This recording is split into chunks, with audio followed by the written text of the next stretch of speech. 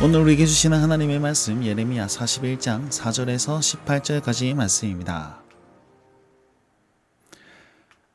41장 말씀에는요, 정말 안타까운 사건이 등장합니다. 하나님의 뜻은 바벨론에 있었거든요. 그래서 그 다래로 말미암아 바벨론의 지배하에서 다시 한번 새로운 공동체가 일어날 수 있는 그 그림, 소망을 보았습니다. 그런데 오늘 절망적인 것, 그다랴가 암살당하는 그런 사건이 나타나고, 그리고 이 암살한 그 원인 주동자 이스마엘이라는 사람이 굉장히 어리석은 죄를 범함으로써 다시 한번 유다 공동체가 하나님의 뜻이 아닌 다른 곳으로 향하는 그런 것을 나타내 보이고 있는 것이 오늘 41장 말씀입니다. 이스마엘은요, 왕의 종친이며 왕의 장관이었습니다. 그는요, 그 바벨론이 이제 침략했을 때 바벨론을 피해서 들에 있었던 어떤 지휘관 중에 한 명이었습니다. 그리고 나서 나라가 망하고 이제 그다랴에게 이 정권이 위임되었다라는 소식을 듣고 그다랴의 소위 그 선처를 통해서 다시 한번 그 미스바로 들어왔던 그 사람들 중에 한 명이었습니다. 그다랴는요, 이들에게 먹을 것을 주고 땅을 주면서 환대했습니다. 그런데 뒤에서 이제 칼을 꽂기 시작하는 거죠. 일곱째 달 식사 시간에 10명의 그 반역자들과 함께 식사하고 있다가 그 도중에 칼을 들고 그다랴를 죽입니다. 그럼 왜 그다랴를 암살했을까요? 오늘 본문은 명확하게 그 이유를 설명하진 않지만 몇 가지 추측해 볼 수가 있는 것이 이것입니다. 무엇이냐면 그가 친바벨론인 그다랴를 죽였다라는 것이죠. 자, 왕의 종친이라는 뜻은 이미 시드기야를 잡아가고 시드기야를 그곳에서 죽이고 그의 아들들을 죽였다. 그렇게 느부갓네살이 굉장히 잔혹한 것을 시드기야의 눈을 빼는 그런 잔혹함을 행했지 않습니까? 거기에 대한 반감일 수도 있습니다. 그러니까 어떻게 바벨론을 섬길 수 있냐라고 하면서 그다랴를 죽였겠죠. 또 두 번째로는요, 왕의 종친이며 그 다음에 왕의 장관이었다 이렇게 얘기하고 있습니다. 그러면 오늘 후반절에 가보면 그의 왕의 딸들을 포로로 데리고 암몬 땅으로 가는데, 자, 그 왕의 딸들을 보필해야 될 사람이 그다랴가 아니고 바로 나다 라고 생각을 했겠죠. 그러니까 바벨론이 세운 그 총리인 그다랴가 아니고 적법한 사람이 바로 나다라고 생각했기 때문에 아마 그 일들을 행했을지도 모르겠습니다.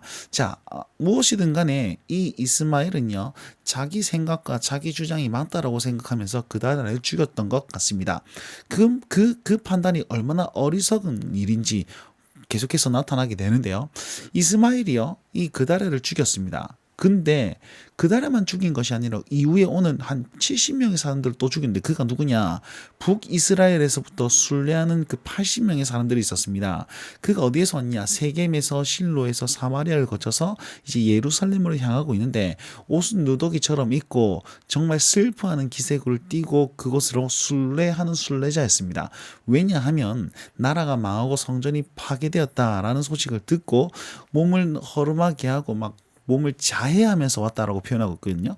이게 슬픔의 그 순례를 하는 행동이었습니다. 그런데 이들도 보면 진짜 신앙이 좋았다, 그것은 아닌 것 같습니다. 왜냐하면 우리 어느 성경에 자해를 하면서 슬픔을 표현하라가 그렇게 나와 있습니까? 그러니까 이방에 물든 그런 미신적인 행동을 가지고도 어떻게든 이 슬픔을 표현하기 위해서 순례하는 사람들이었습니다. 그럼 이들이 왔는데 이들이 그다랴를 만나러 그 미스바에 들어왔습니다. 근데 이때가 언제냐? 그다랴가 죽은 지 이틀이 되어서 아는 사람이 아무도 없었던 그런 상태였단 말이죠. 그러니까 이 이스마엘이 이들을 데리고 와가지고 죽이기 시작합니다. 왜 죽였는지 또 이유도 말하지 않습니다. 아마도 그다랴를 만나러 왔으니까 뭐 그다랴의 편이겠다 싶어서 죽였겠죠. 그런데 70명만 죽이고 10명은 살아남습니다. 이유가 뭐냐면 그 10명은 딜을 했거든요. 우리가 광야에 곡식을 숨겨놨다, 그걸 줄 테니까 우리를 죽이지 말아라, 이렇게 하면서 10명은 살고 70명은 죽었는데 70명을 죽이고 아사의 구덩이 그 우물에다가 다 버린 거예요. 아사가 바아사라는 사람과 이렇게 분쟁할 때에 이제 바아사를 두려워한 나머지 우물을 팠던 그곳이 있었다라고 오늘 본문은 설명하고 있습니다. 자, 우물은 무엇입니까? 물을 마시면서 생명을 주는 그런 근원이었단 말이죠. 생명의 근원에다가 이제 시체 더미로 만들고 있는 이 모습이 상상이 되십니까? 이 이스마엘의 그 만행이 이런 의미라는 사실을 이렇게 보여주고 있는 것입니다. 자, 그리고 나서 이 이스마엘이요, 미스바에 있던 모든 왕의 딸들과 거기에 있었던 그 백성들을 인질로 삼고 암몬으로 가기 시작합니다. 자, 보십시오. 암몬은요, 유다 근처에 있는 여기 있는 나라였습니다. 만약에 이 이스마엘이 반역을 일으켰단 말이죠. 바벨론에게. 그러면 이 이스마엘이 성공을 해도 바벨론이 와가지고 죽을 것이고, 만약에 실패해도 여기가 자연적으로 무너지는 거니까 세력이 흔들리겠죠. 그래서 성공해서 자기가 왔다. 그러면 그래도 이 바벨론이 그다리아를 죽인 것에 대해서 책임을 물을 것이지 않습니까? 어떻게든 그 암몬은 자기에게 유익이란 말이에요. 그래서 도왔던 것 같습니다. 그러면서 그들을 데리고 이 왕의 딸들을 데리고 와가지고 그들 인질로 데리고 와가지고 암몬으로 가려고 합니다. 자, 여러분 40장 말씀인가요? 39장 말씀인가요? 예레미야는 바벨론으로 가면 호의를 받고 환대를 받을 수 있었습니다. 근데 그걸 버리고 예루살렘의 그런 다시 한번 재건, 유다의 재건을 위해서 유다에 남기로 했던 그 모습과 이 모습이 굉장히 비교가 되고 있다는 사실을 여러분 확인할 수 있을 것입니다. 자, 11절부터 18절까지는요, 인질들이 구출되는 장면입니다. 누가 그것을 구출하느냐? 가레아의 아들 요하난이라는 사람이 그 이스마엘과 싸우러 옵니다. 자, 이 요하나는요, 역시 이스마엘과 같이 들에 있던 지휘관 중에 한 명이었는데, 이스마엘과 함께 미스바로 들어온 그 사람 중에 한 명이었습니다.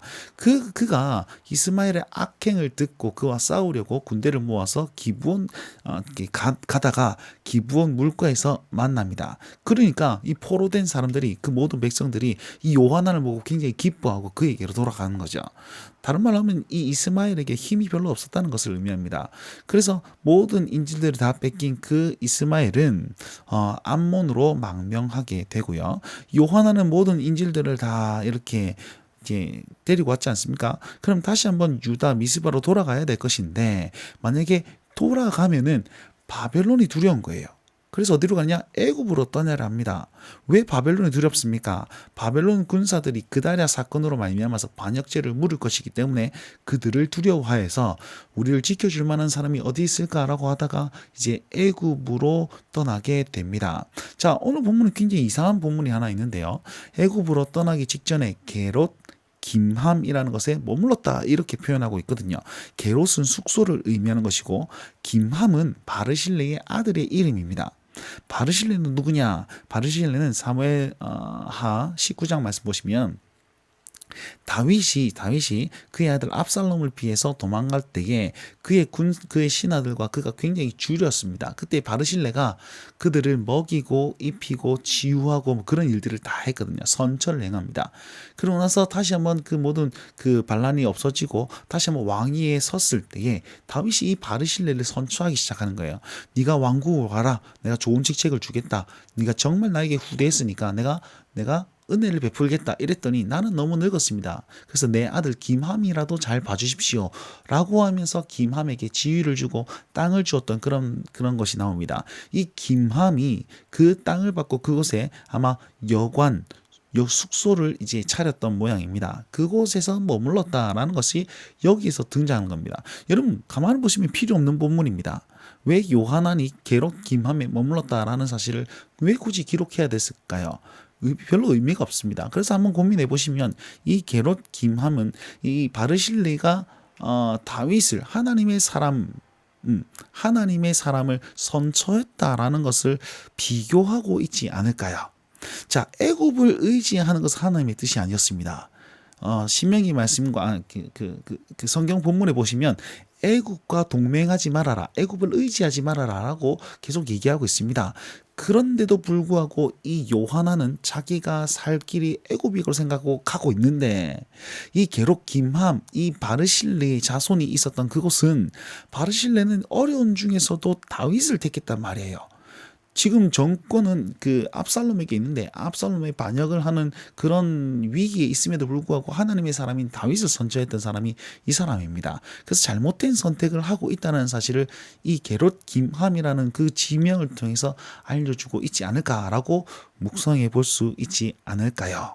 저는 그렇게 묵상해 보았습니다. 하나님의 사람을 섬겼던 그 바르실레를 기억하게 하는 본문이 아닐까. 자, 결국은요, 이 이스마엘도 지휘관 중에 한 명이고 요하난도 지휘관 중에 한 명이었습니다. 그다랴를 도와서 그곳에서 함께 있었다면 소망이 있었을 텐데 그 사람들이 반역을 일으키고 여러 가지 살 길을 찾아다 보니까 이 둘 다 이스라엘을 떠나는 것으로 택하여졌고 그다랴도 죽임을 당해서 이스라엘에 없는 그런 상황이 되었단 말이죠.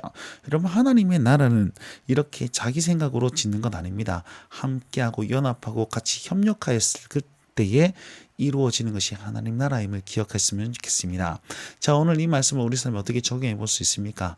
이스마엘은 굉장히 어리석은 선택을 했죠. 그가 이유는 알 수 없으나 그의 그 어리석음 때문에 가난한 자들이 이제 막 포도밭을 받아서 나도 이제 잘 살아볼 수 있겠다라는 그런 기대감에 부풀었는데 3개월 만에 그 기대가 무너지게 됩니다.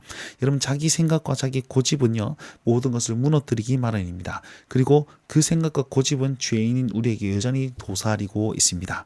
그러니까 오늘 하루 살아가는 동안에 어리석은 선택이 아니라 지혜로운 선택을 할 수 있도록 하나님께 간구하며 사는 건 어떨까요? 그리고 두 번째, 하나님의 회복은 저 먼 곳 바벨론에 있었습니다. 지금 당장의 위기를 벗어나기 위해서 암몬을 택하거나 애굽을 택하는 것은 어리석은 택함이었단 말이죠. 자, 우리가 지금 당장의 위기를 벗어나기 위해서 다른 죄를 짓고 있지는 않습니까? 여러분, 그것보다도 진짜 전공을 택해야 됩니다. 지금 코로나의 위협 때문에 그냥 잠시 지금은 그렇다라고 하면서 취하는 행동이 나중에는 어떻게 될지 좀 우려스러운 좀 감이 있습니다. 여러분, 어쩔 수 없는 선택이라는 그런 변명에 포장하지 마시고 정말 중심을 잘 지키는 선택을 하실 수 있길 바라겠습니다. 자, 오늘도 이 말씀 붙들고 주님과 함께 동행하실 수 있는 모든 성도님들과 운동원들 되시고요. 주님과 함께 승리하시고 말씀 붙들며 살아가십시오. 오늘도 주님과 함께 동행하시길 바랍니다. 날마다 주님과